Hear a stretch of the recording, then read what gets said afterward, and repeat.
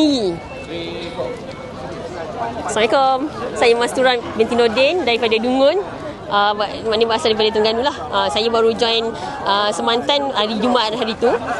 Lebih kurang tengah hari lah sebelum Jumaat. Sebab saya masih istikharah lah kan, was-was.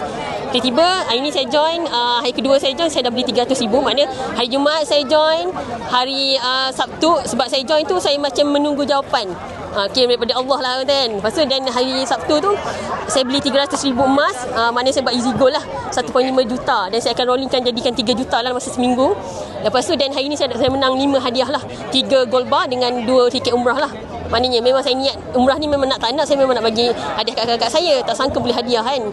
Tak payahlah nak pau saya kan. Maknanya memang Semantan sangat membantu lah orang kata. Sebab saya memang dah lama main overlap sebenarnya sejujurnya. Tapi Semantan ni kira macam satu alat untuk memudah carakan saya lah. Maknanya saya kenapalah Semantan tak datang, tak wujud awal-awal daripada hidup saya. Maknanya macam itulah maksudnya kan. Korang memang kena kuasai ilmu emas lah maksudnya. Kalau korang nak bahagia, umah semua bagai lah. Macam itulah maksudnya kan. Maknanya hari Jumaat saya join, hari Sabtu saya beli 300,000 dan hari ni saya dapat emas. Dapat hadiah lah. Dia masa 3 hari dan dalam masa seminggu saya akan buatkan dia 5 kilo emas. Maknanya dengan 300,000 saja. Bayangkanlah 300,000 boleh jadikan 5 kilo emas dalam masa seminggu. Bayangkanlah tak ada lagi syarikat boleh buat macam tu.